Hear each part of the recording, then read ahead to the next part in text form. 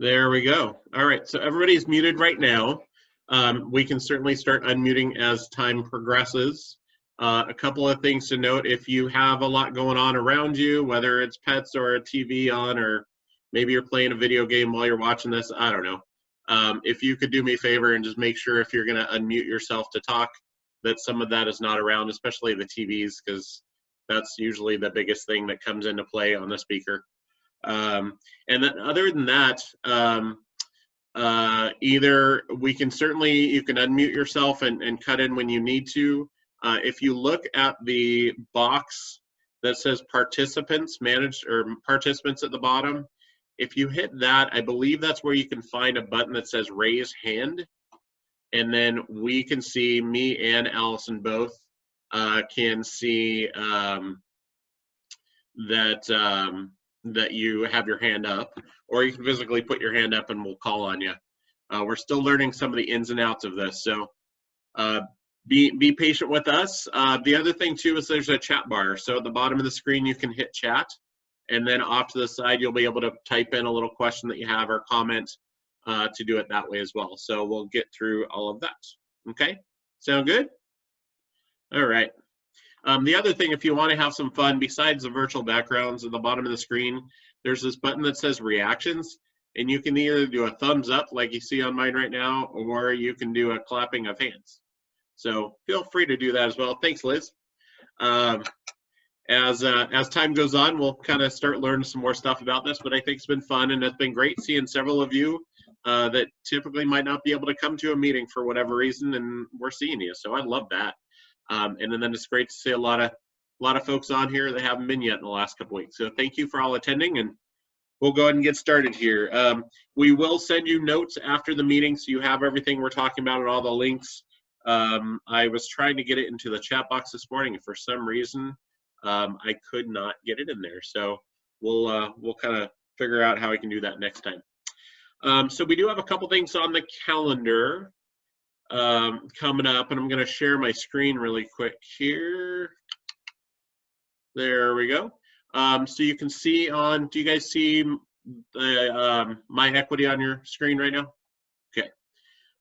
So this week we have the Toolbox Wednesday is Wednesday morning at 10 a.m.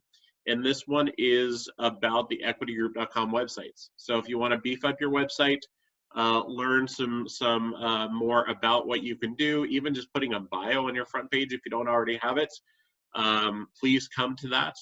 One of the things Allison's been doing behind the scenes, and thank you, Allison, for this, is kind of going through and auditing everybody's websites, figuring out, do you have the most recent picture?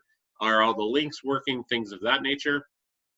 And we're finding that there are several odd things going on. So as soon as she's done with that, we're going to get emails out to everybody and let you know what we're finding. But you can come to this class Wednesday morning, 10 a.m. at this URL right here, rem.ax/toolbox, and learn more about the website. Okay, so a couple other classes coming up. We have on Thursday at 11 a.m., Tycor Title is doing a home snap class for us. Ryan Jacobson used to be with RMLS, and he's now with Tycor, and he does a great job teaching this class. So most everybody I've talked to in the office and many outside of the office haven't really taken the time to learn HomeSnap yet, including myself. I recommend coming mainly for the fact that HomeSnap is the public side to RMLS. So, and a lot of things are being based on that now, on HomeSnap, so it's not going away. Wasn't sure a year ago if it would stick around or not, and it's not going away. So certainly recommend coming to that one. And then we also have coming up, hold on one second. In My Equity is also a class that we have booked for Friday at 1 o'clock with Aaron Stell on Zoom for real estate. So he's going to go through and give us some tips and tricks. Security issues, that's probably the biggest thing, is the security piece of it that I think is going to be really important. So please either go onto My Equity, or when you get the notes today, make sure you register for the class because they will be doing registrations ahead of time. So that's what's going on in that.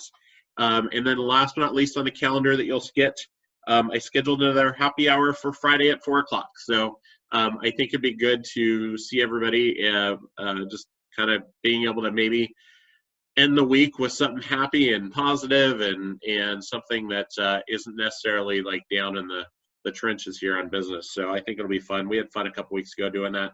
And I'd love to see as many people as we can on that. So, okay. So that's happening on Friday. I'm going to pause for a moment, see if any questions. Nothing. Awesome. Cool. All right. Next on here, announcements.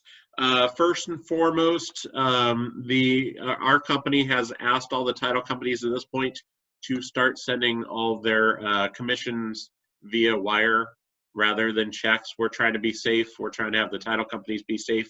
The fewer things people can touch, the better. So I know that mails and emails went out to all of the title companies last week. We've asked them to make this change, please.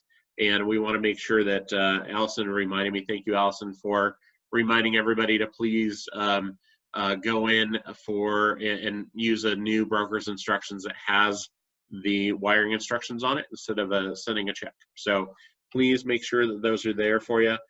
We'll send you a copy of it today with the notes. It's already been in Vault and it's already in Paperless Pipeline and Reference. So that was already done before the announcement went out, which is great. So, hey, Sam, I can kind of see you this time. Thank you. It's good to see you. I looked over and saw a little bit of you. So anyway, so Kyle, do you mind if I add one thing to that? Yes, ma'am. And if you guys could also, the title companies are pretty good about sending the final closing statement with those wires, but since it's a new, system for them, they're sometimes, forgetting to do that or doing it at the end of the day, and our closing department can't pay out the commissions until they have a copy of that final closing statement. So if you could just, when you get a copy of the qualified substitute, if you're representing the buyer, and as well as that final is what they're looking for, not the estimated. If you could please upload that to the file, that'll help the closing department pay your commission out faster instead of having to wait for that to come from the title company. That would be awesome. Thank you. And I think for everybody who uses Pam, correct me if I'm wrong, Allison, Pam usually uploads those too, correct? Yes, so she'll take care of all that for you, and she's already started to email the title company the new broker's instructions and has uploaded them to your files as well. I've started processing some of those things, so she's taking care of all of that on that end for you guys. Awesome, thank you. Do we still need to do the RMLS FERPTA addendum in addition to making sure that we get that at the end of closing, or the certificate? So they're looking for that tax withholding one, yes. And they won't hold your check for it, but I guess it's a required document from the state. So it is something they want in your file in case it's audited, but it won't hold your commission check up. And that's the one that has both buyer and seller signing it? Yes, correct. Yeah, and to clarify, that's what's now called the FERPTA advisory, which I think is 092 for an OREF form. The FERPTA addendum actually was deleted completely from OREF. So it's just the advisory. And we've heard now that the state is actually looking for those forms when they do audits. So we want to make sure that they're there. So that's why that change happened. So that's what's going on with that.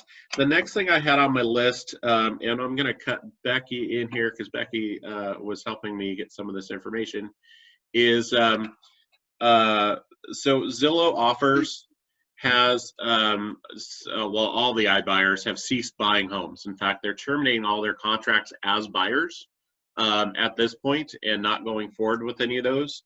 And Becky, I talked to her over the weekend. She had a situation where she was involved where Zillow was buying a home and kind of found out what their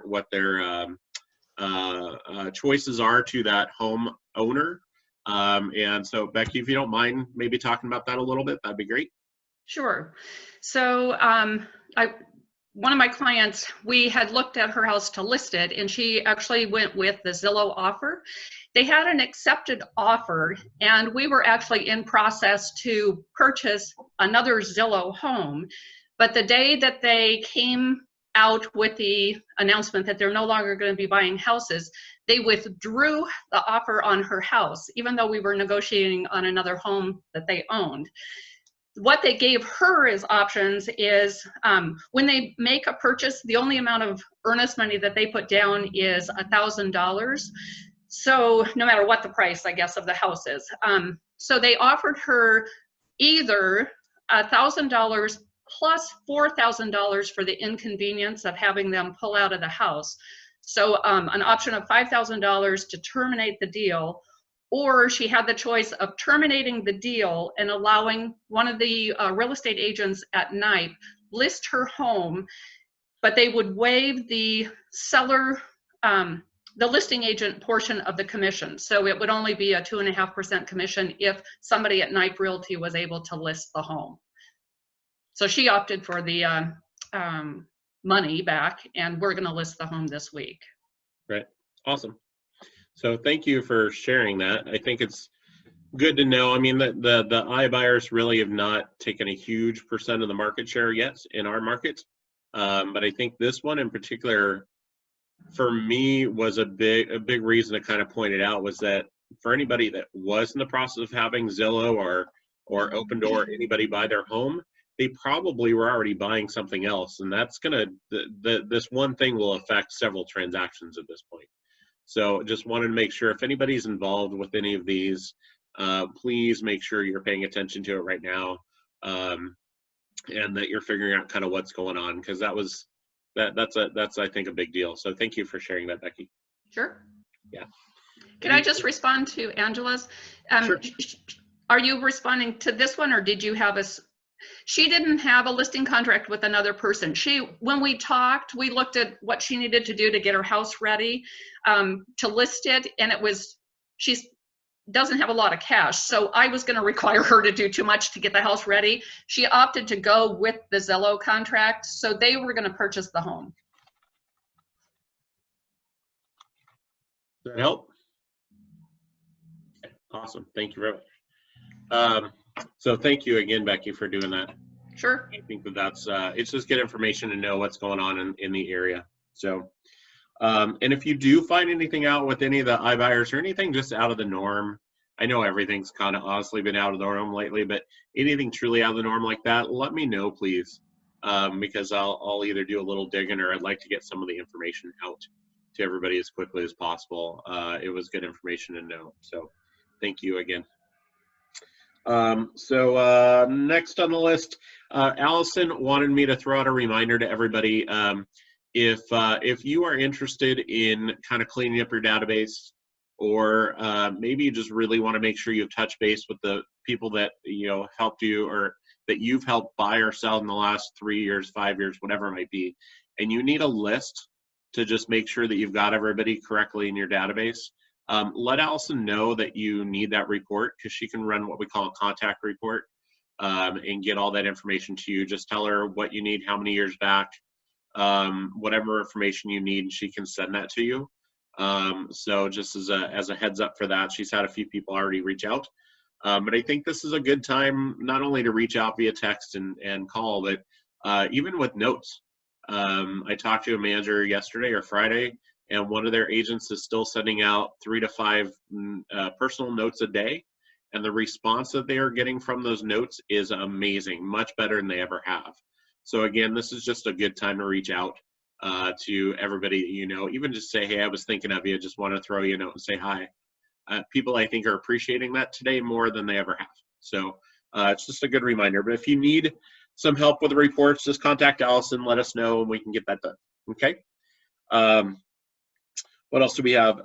So a couple other things tech-wise. One is that we wanted to let everybody know the people that are in charge of EquityGroup.com or the Vault and our EquityGroup.com websites have already started a process where they're going to be adding a button for virtual tours that are specific to being able to search for virtual tours, which is kind of cool. And they're also working on some kind of link on the listings for Facebook Lives or Zoom tours. So just wanted to throw that out there. If you are doing these for your listings or listings coming up, or wanted to do any of that, we'll have some better tech on the EquityGroup.com site coming up soon. I was told it could happen in the next 24, 48 hours. my thought is hopefully by the end of the week, knowing technology, I'd rather give you a longer timeline to expect and have it happen a little sooner. But that's on the horizon. So, okay. And then what else do I have? A reminder, I know this sounds odd, but I don't know about you guys. I feel like it's March 85th today rather than April 7th. You know, every day is kind of just like the next type of thing. And believe it or not, Easter is upon us this week. And I think, especially in what's going on, it's really easy to have forgotten that this is going on. I know a lot of people are doing virtual in the church and things like that, but it's just different. So just kind of keep in mind that Easter is coming up. I made a graphic that you guys can use if you want to. This one was out of, I think, Photofy. And so just remember it's Easter. You know, take some time out this week, make some more phone calls, especially those that you know that celebrate Easter. And then just as an FYI, if you know anybody celebrating Passover, that starts, I believe, Thursday. I should know better, but unfortunately I don't. Yeah, I think it starts Thursday, so that's another one coming up. But right now it's so easy to forget a lot of these things or not realize what they are. I'm going to take 1 second to pause. Thank you, Liz, for the Passover reminder. And then Susan had a question. Susan had a question to Becky. Was the price reasonable on the Zillow thing, Becky?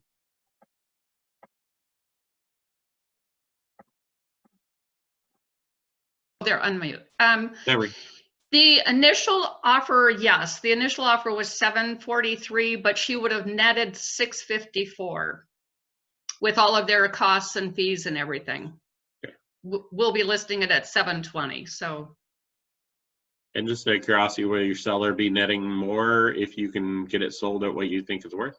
Yes. There we go. Yep. It's good info to know. So that's awesome. Yeah. Cool. Good job on that. All right. And then 2 more quick things that I wanted to share. One was one that I had going and can't find it. Well, I'll just tell you about it and then I'll send you guys later.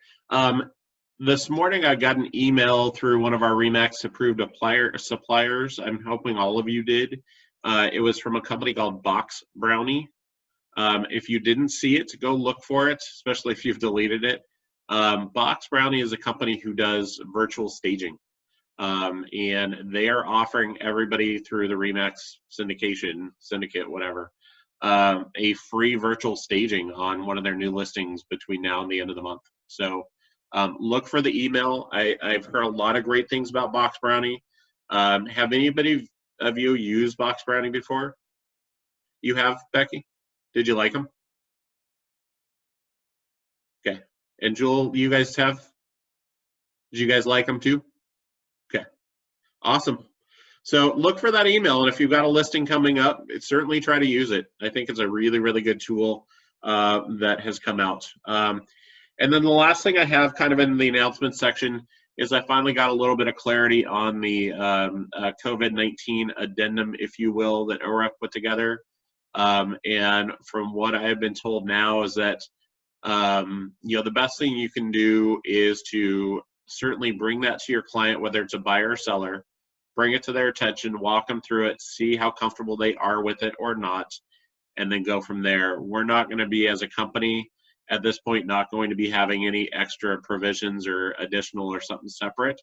It sounds to me like this is something that it probably is a tougher thing to navigate as far as having anything more harsh than what's on that COVID-19 addendum. So my suggestion is to utilize it where possible. And I think at the end of the day, if we all, like I said last week, if we all just have more of a win-win attitude into transactions and try to make sure we're all helping each other cross that finish line with a closing, I think we'll do okay with it. It's just a matter of being proactive at maybe looking at doing an extension and not rimming the other party if it needs to be an extension because it's not in anybody's fault, if that makes sense.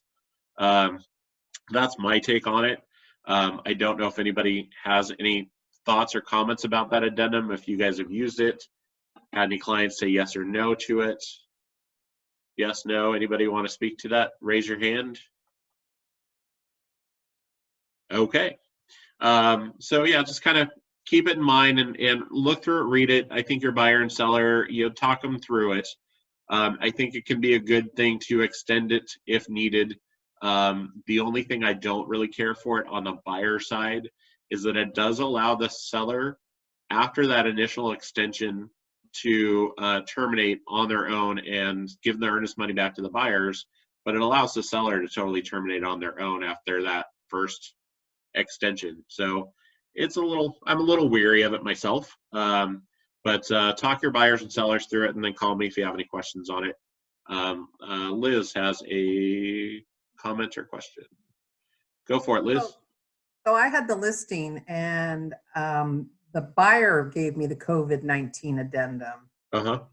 Is there a point when we just say, no, we're not going to sign it, or do we just sign it? So I think there are a lot of companies out there, in talking to agents, especially outside of our company, there are a lot of brokerages who basically said, oh, I've put out a new form, you have to use it, without really reading it, to be honest with you. And so I think that that's happening a lot more. I think everybody's just kind of, for lack of better terms, maybe a lemming when some of these new forms come out and just kind of put it through there without thinking. So my suggestion is to have your buyer or seller look at it, talk to them about it, give them the pros and cons of both sides. And, if your client doesn't want to sign it, we can't force them to. It's not a required document. I think it can be good, just depending on the situation. I think if we all have, again, a little bit more patience and be proactive with our transactions and whatnot, I think we'll be better off in the long run. That's my take. That answer? Okay. Awesome. So that's all I have for announcements today. I'm going to cut Jackie in, and Jackie can talk to us a little bit about what's going on in the lovely mortgage world. What's up, Jackie? All right. Good morning. Happy Tuesday, or as we have just said lately, just day. We don't know what day it is. Between me and Nick, we don't know what day it is, which is a good thing, I think, because we're all staying busy. So one thing that has been coming up a lot the past kind of week and a half, which I think is really good, is that now that people have time on their hands, they're actually calling me back. So where you guys have sent clients and I literally played phone tag and they just either never called me, texted me, emailed, whatever, now that they're either unemployed or are actually home and have time on their hands, they're like, hey, Jack, sorry I fell off the face of the earth. Let's talk about things. So it's been actually really nice. So I would encourage you, if you haven't done it already, those people that you're like, where did so-and-so go? Haven't heard from them in a while. They have time now, so it's really nice. Reach back out to them. I'm trying to go through my database again and be like, who have I not heard in a while? Who did I chase for a while? And trying to get back in touch with people. And, I had a gentleman yesterday that he was unemployed, but he had been thinking about the purchasing process for a while. And he actually took the time to talk with me. He's like, I haven't had time, and now that I do, let's talk about it. It may be 6 months, 12 months until I can clearly do something, but let's chat, which was really nice. We spent some time with him, and like, when you get back to work, give me a call and we'll actually move forward with stuff. So that was really nice. So I would just, I think to me, that's kind of a good thing, silver lining to the whole situation that's been happening. So also good notes is that rates have been kind of leveling out, which is really nice. Our purchase rate right now is about a 3.5, and refinance has actually come down to about a 3.625, which is really nice. Because remember, a few weeks ago, refinance rates just completely shot up. So let me know if I can help you guys with that. Turn times are getting a little bit faster as well, because the system was so bogged down. And now that we're about 30 to 45 days out from all the craziness, again, our turn times and underwriting are getting faster for initial review. So a lot of positive things that are happening right now. we are still here. We are still lending. I know a lot of places have actually just stopped funding loans altogether. And that is not the case with us. So we are still working away. We are still getting those loans closed and getting new applications in. So please let me know if you guys have any questions. We are here to help. So yay, happy day. Thank you, Jackie. Welcome. Yeah. All is not lost, at least in the mortgage world. And then just an FYI, if you guys missed the lunch and learn last Thursday that Equity Mortgage Group put on, within the notes will be a link to the recording of that session. I was able to find a way to house it on YouTube, and so you guys can check that out. I think there was a lot of great information in there about what's going on and about people and how they can still get their loans. There was a lot of information. We thank you all from last week's meeting here. Some of your questions were put into that as far as like, if somebody does lose their job, how's that going to affect them, or things of that nature. So a lot of those things were answered in there, and I would take the time to listen to it. It's about an hour long, and go from there. So thank you, Can we Jack. also, you're welcome. Can we also put the PowerPoint in there? I think that the PowerPoint had some really great information as well. Is that possible? Yes. Okay. I think We'll add that, or I can send that out separately. Whatever. Do you want me to send? we'll figure that we'll out. chat later. I think I might be able to. Yeah, I think I might be able to connect it with the YouTube video as well and Okay. send it out. So we'll figure it out. Cool. So while Jackie was chatting, I was able to find that Box Brownie email. This is what it looks like in here. It says try virtual staging at no cost. So again, look for this email, and again, it's from a company called boxbrownie.com. So check it out, and I think it'll be worth your while if you have something coming up soon. So, alrighty. Haves and wants. Does anybody have some haves or wants? Either raise your hand, unmute yourself. Yes, Blood Angel, let me see. Hold on one second. Oh, you guys are on. Okay. This will be going live tomorrow. It is a single level, 3-bedroom, 2.5 or 2 bath on a 0.13 lot, and it was built in 2005, and it's 1,727 square feet. A really nice house and a great floor plan, and it has a really nice backyard actually. Also, it is going to be $429,900. Awesome. And then a week and a half, have another 3-bed, 2-bath, 2-story house over in Aloha. The other one was in Aloha too, in Aloha as well. That's going to be kind of a complete remodel, new carpet, new paint, new LVL floors downstairs, and a really big lot. Could have potential RV parking and still have a huge. And it's going to be about $425,000 as well. All right, sounds good. And Allison, could you hear everything that they said? Okay. I know with the internet connection, depending on where you are on both sides, it can be a little muffled. So I was getting most of that. Thank you, guys. Looks like LaDonna has a have or want. So let me, I don't know why the unmute's not working. There we go. Okay, so this will be live tomorrow. It's near Jones Farm campus. It's an attached home, 4 bedrooms, 2.5 baths, 1,778 square foot. Really nice backyard patio for an attached home, and it will be $359,900. Awesome.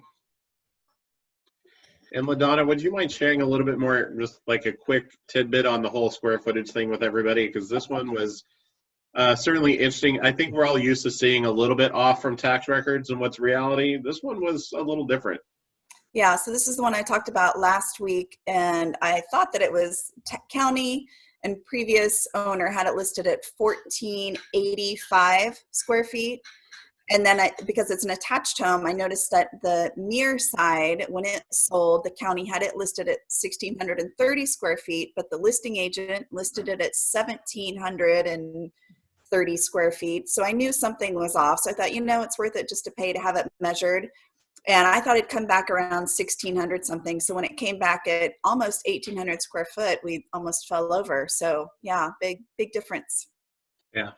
So thank you for sharing that. And again, my suggestion is if you notice some stuff, certainly talk to your seller. I know LaDonna was great about talking to the seller and giving them the pros and cons of possibly bumping up the square footage.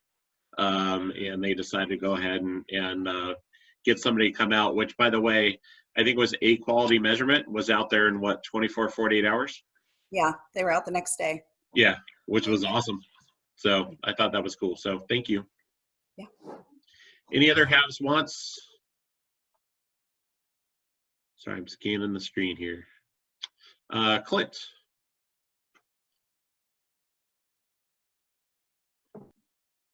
So I've got a new listing on Furdale Road, 11 acres, about a 3,800 square foot house. It has a shop plus a huge RV building for covered RV storage. Incredible views, super private. You can't see it from the road. And that's on the market at $1,085,000. And then I have another one coming on. The one on Alder will be on tomorrow, which is off of Bentley. And that's I think it's about a 1/4 acre lot, a single level, 1,600 square feet. It has updated the kitchen. They put in quartz. It's really nice. It shows really, really nice updated windows. Big RV parking area to the left of the garage. And that is $417,700, and it's vacant. And I'm just basically waiting for photos before I activate it tomorrow morning. Awesome. Thank you. For those of you that have new listings or maybe some coming up, have you had much discussion, or if your sellers have any kind of questions with everything going on with COVID? How's it been talking through with them? Any thoughts or comments? Yeah, I've had, of course, everybody wondering is it time right or not? And I'm just kind of watching other sales in certain areas, and sales and prices are seeming pretty solid in certain sections of the market, and then others, not so much. But making sure that the seller has a copy of the flyer that the company put out, making sure that the house is clean, and I'm not quite clear on what the seller's responsibility is, the listing agent's responsibility, and the buyer's agent is, as far as providing disposable booties and wipes and Perel or whatever. Could you clarify that for me? Yeah, for me, I think the best thing to do, honestly, is as a listing agent, is to have as much of that there possible in case that buyer's agent is not, especially either following instructions by their company or what OAR has put out or the CDC has put out, and they don't have any of that available. Because I think at the end of the day, I want to make sure that we're keeping our sellers as not clean, but certainly I want to keep my sellers as safe as possible on the listing side. So having that available for them, I think, is a good idea. I also think too, when this first started, a few people doing open houses had signs up saying, please wash your hands as soon as you come in, and ask the sellers to make sure there was some paper towel and soap near the kitchen sink or whatever sink is closest, that type of thing. I think that could work. As a listing agent, I would think it would be best for you to have either the hand sanitizer, wipes, and or booties, or all three, available for those buyers and buyers agents that don't have them. And then as a buyer's agent, have them with you as well. Right now, I think the more protection you have, the better. I think the most challenging part right now is it's hard to find any of the wipes or sanitizer. So if you do by chance see some somewhere and can alert everybody, get a hold of me and I'll just kind of put the APB out to everybody.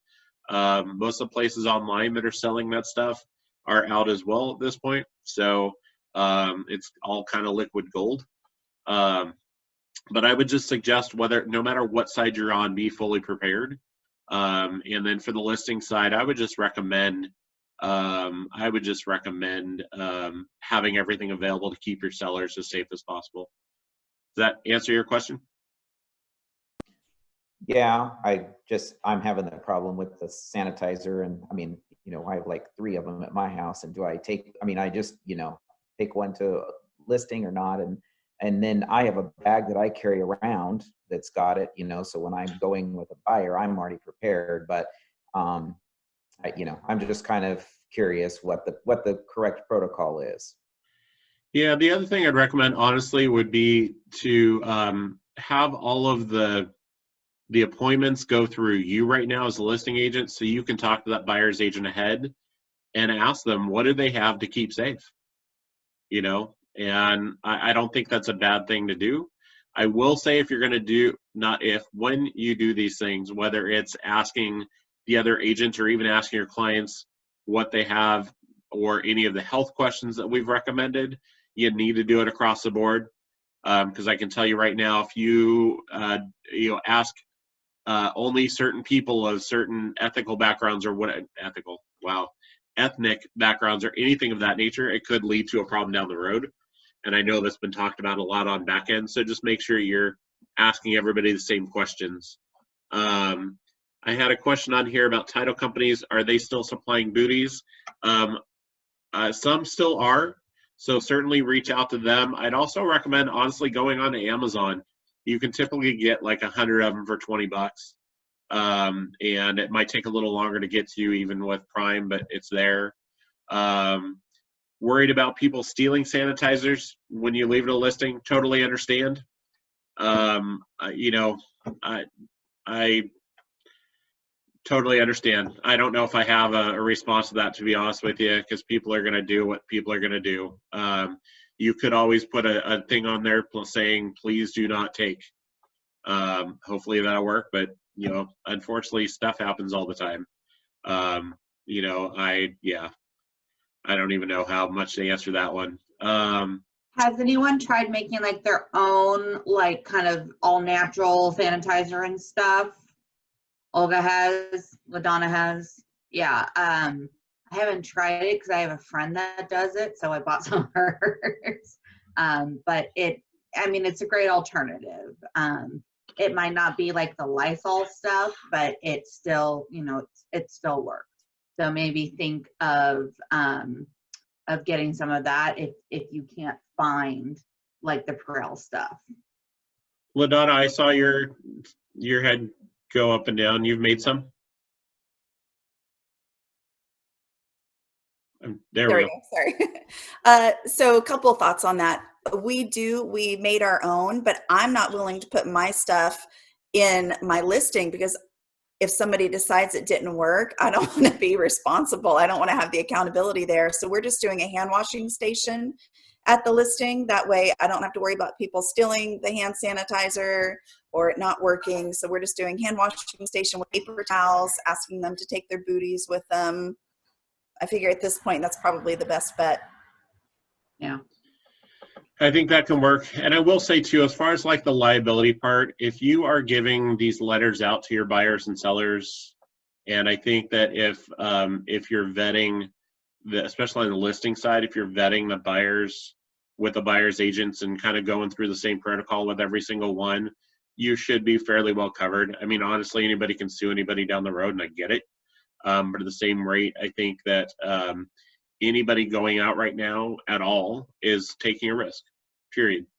And so I would say don't be too concerned about liability, but I would tell you not to be as concerned. I think we're doing our job advising everybody what to do or not to do. I think we're going to be okay. Wendy said something about recommendations from CDC having masks.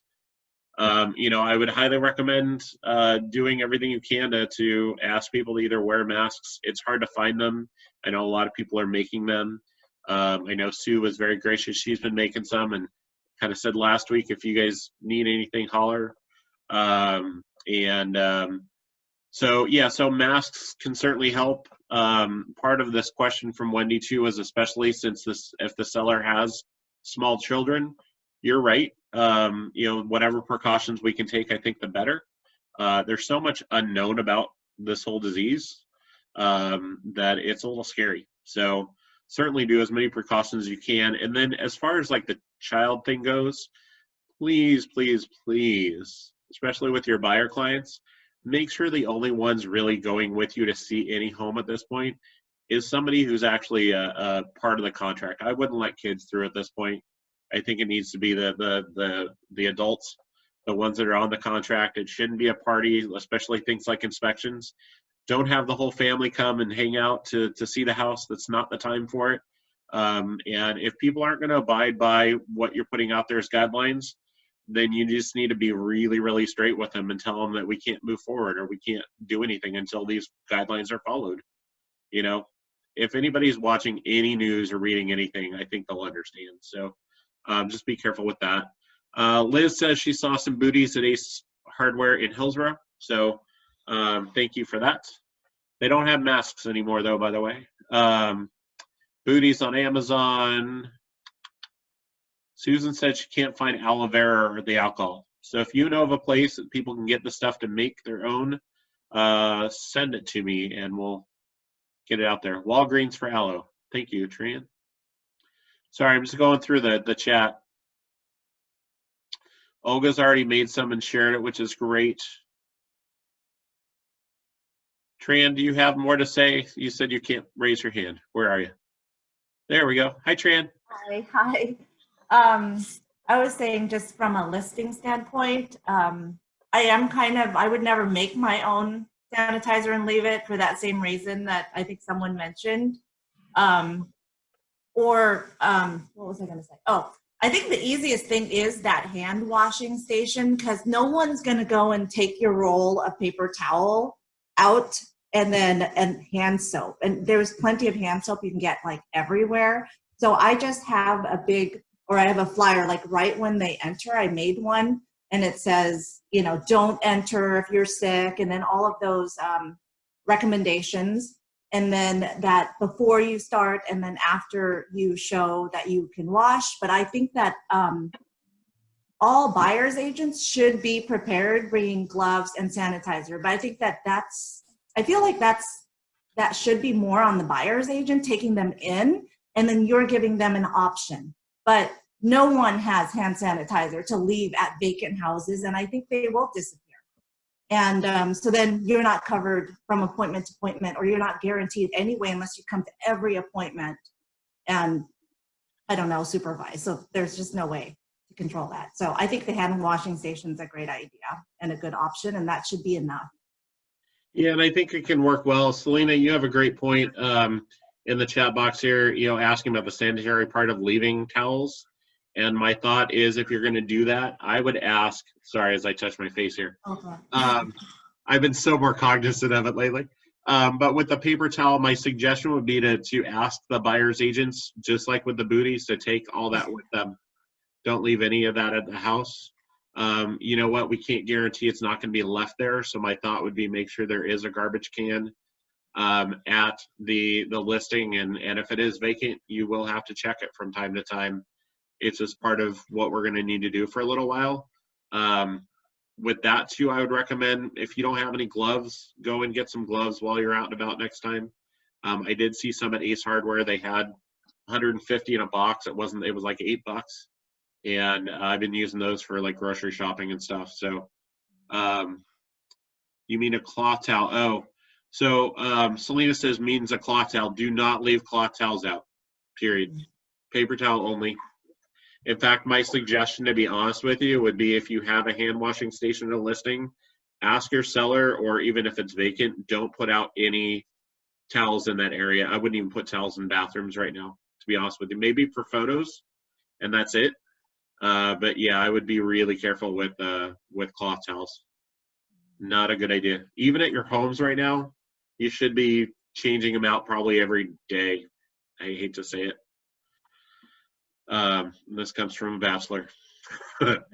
Not easy. All right. Any other haves and wants? All right. So I do want to share one more thing with you before I have just a question about how everybody's doing. I want to share the screen. Caitlin came up with a really cool piece. I had sent her a couple of ideas that I had seen elsewhere. And it's this right here. If you haven't seen it yet, you can find it on My Equity. We'll send this out as a JPEG today. But the whole idea here is that now that we're doing things a little differently, how can we kind of make sure people know that we're still in business and that we still can do these things, just doing things. This one says virtual tours, digital offers, video conferencing. So this is in My Equity, and we'll send you a copy. And then I took this and hope you don't mind, Susan. I made a branded one with Susan's name and picture on it and everything, just to show everybody. And I did that, I think, in Canva. So it's really easy to do. And I think just putting this out on social media and saying, hey, we're still in business. If you're thinking about buying a new home, we can do this safely. Let me know, contact me, we can chat about it. I think it's a really great idea. Again, just making sure people know that we're there. We're just doing things safely. We're doing it differently. And I think that that's okay.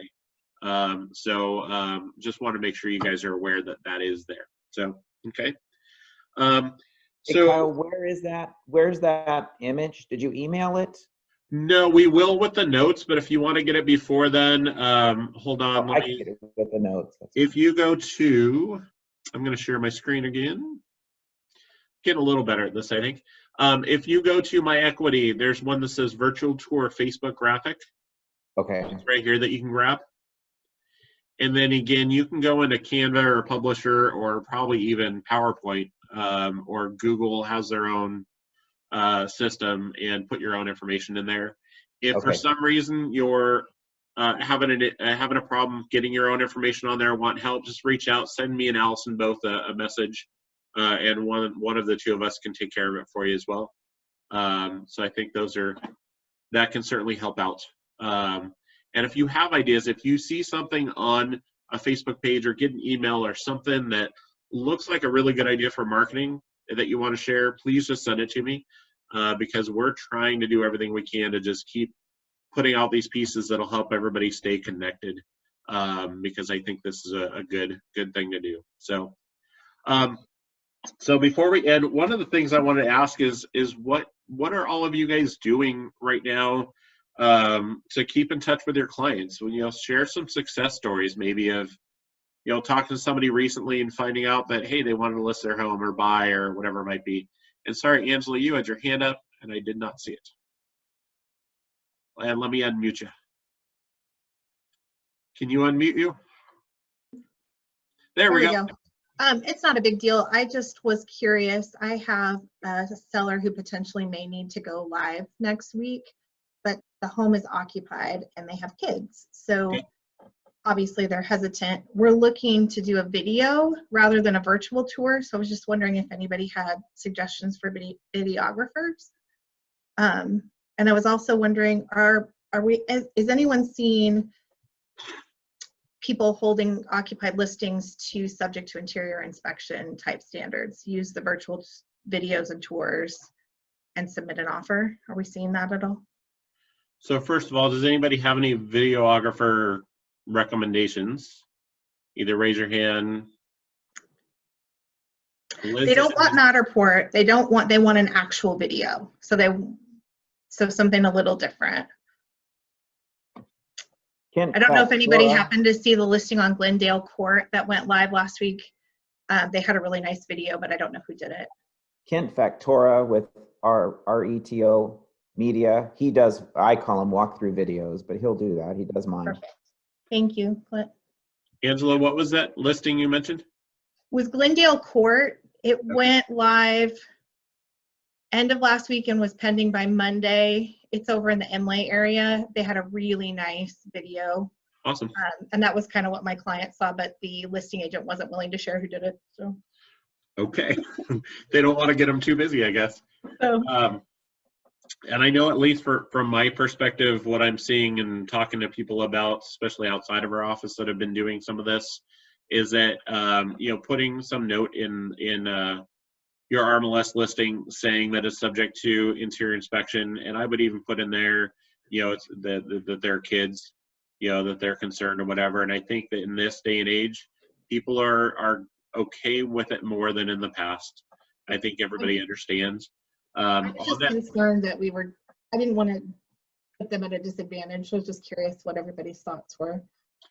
no, I think, yeah, I think that's a good thought. And just to throw out before anybody else has any ideas too, I just want to remind everybody that RMLS has decided to kind of suspend the rule for showings. And you can put something in the private comment saying no showings during COVID-19 or no showings while stay-in-place orders are here, something like that, and you're not going to get dinged. So know that The other thing I should mention is my folks are hospital workers, so both of them are frontline every day. So that's the other thing, is we don't necessarily want to be putting buyers at risk either. Not an ideal time to have to sell. Right. Right. So does anybody have any other things that they've seen or heard or thoughts on finding a workaround?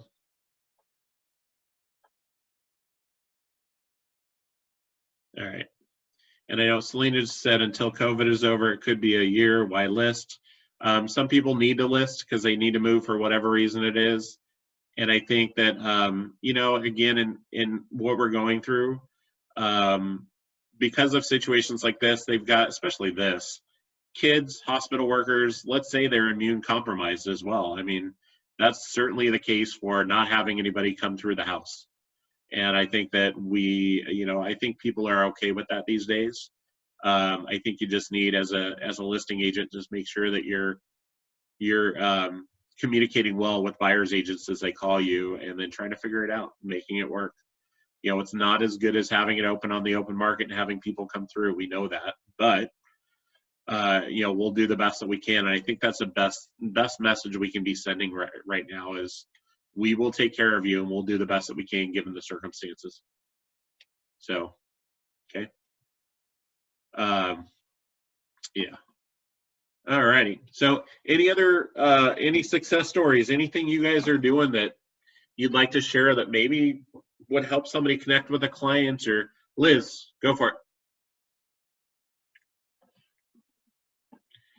See if I can unmute you.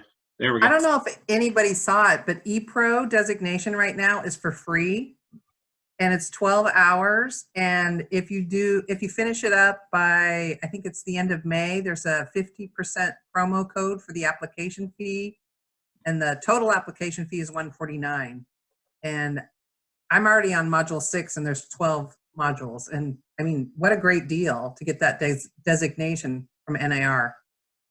That's awesome. Did you do that through RE/MAX University? Yes. Okay. Yes, it's really easy. That's awesome. Yeah, if you go to RE/MAX University, you should be able to find it there. So thank you. That's a good tip. Anybody else?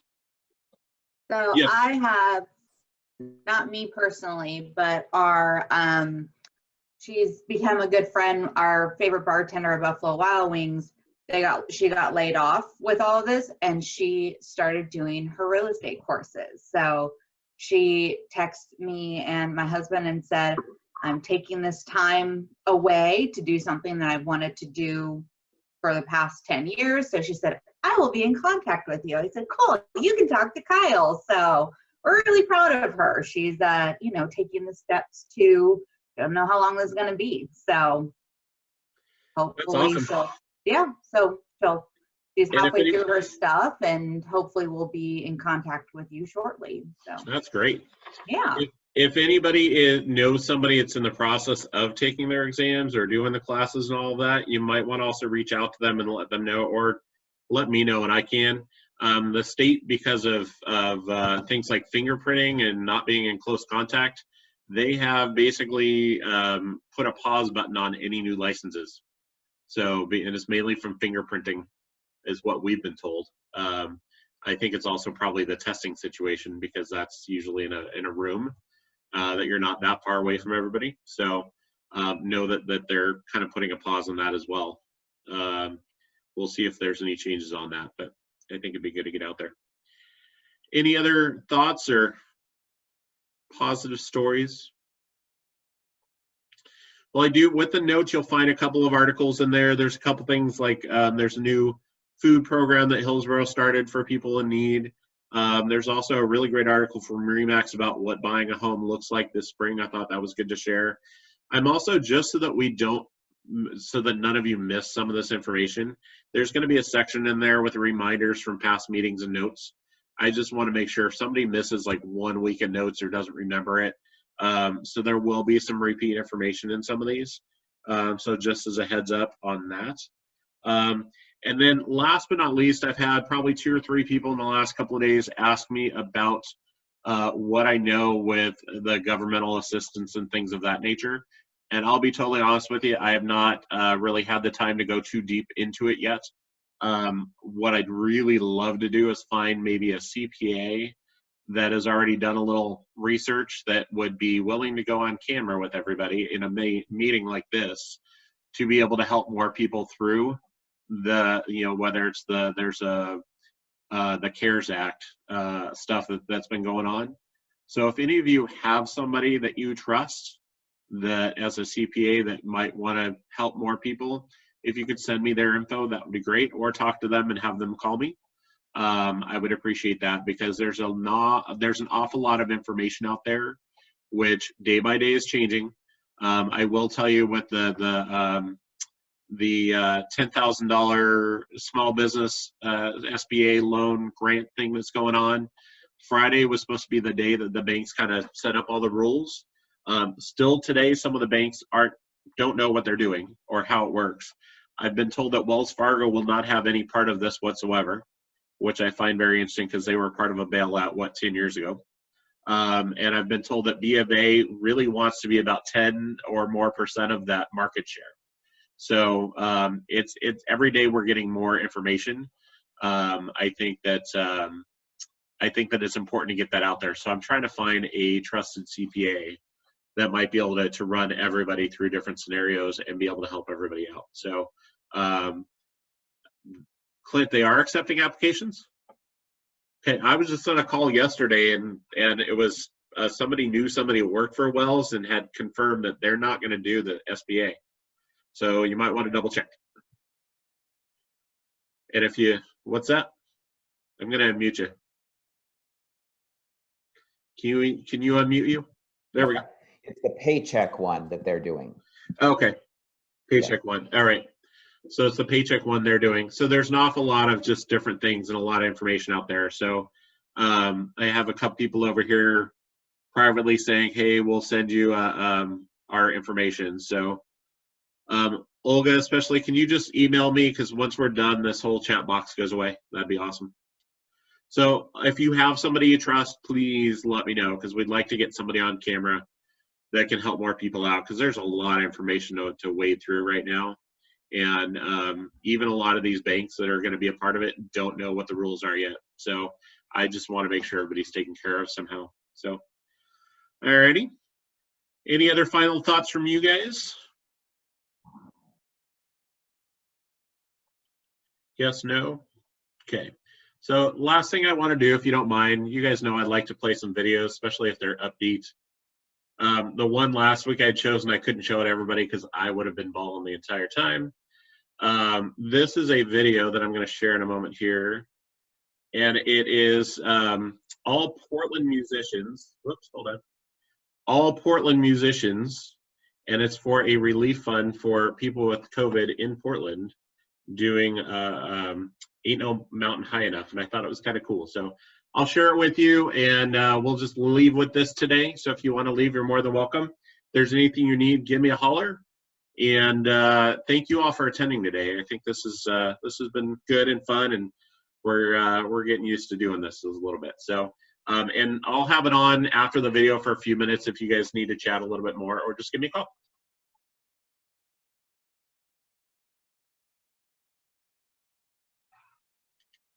Hold on one second. Sorry.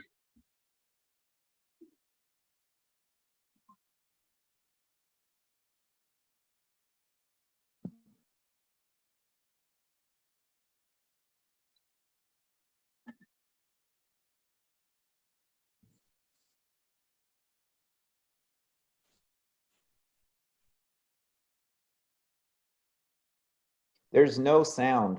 There's no sound? No. Oh, it's the best part of it, man. Well, I'll tell you what. That stinks. I'll tell you what. Sorry, guys. I was rocking out. I will. It is in the links. Check it out when you can. And I'll find out how to do this with sound. I had played with it and it worked last night. So I apologize. Technology is great when it works. Yeah, check it out. It's a really good video. And if nothing else, yeah, thank you. It's something positive today. You know, I really, I think there are a lot of positives out there, but this is one of those that it's Portland people helping Portland people, and I think that's pretty cool. So check it out. You all have a great day. Enjoy the sunshine, by the way. It's supposed to be like 70 degrees Thursday. So get outside, do some gardening. Bye. Bye, guys.